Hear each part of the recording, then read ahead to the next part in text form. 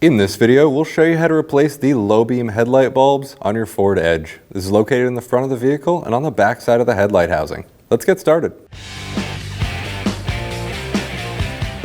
Looking at the back side of the headlight, or on the passenger side of the vehicle, you can pull out the rubber cap. We'll set that off to the side. Now if we look in the hole, we find the back side of the bulb. You want to turn counterclockwise. You can pull the bulb out of the housing. We have a small tab on the back side of the connector. You press in on the tab, pull the bulb out.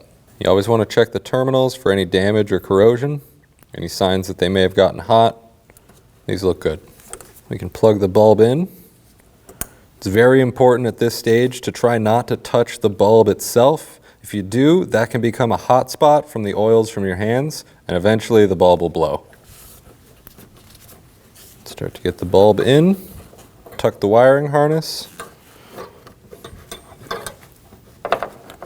You'll know the three tabs are lined up when it sets in, and then you can turn it clockwise, and we can reinstall the rubber cap on the back side of the housing. I like to work my way around and make sure that it's fully seated. Now you want to test out the function of the headlight, and you're all set. When only the best will do, demand TRQ. The only company that lets you view before you do.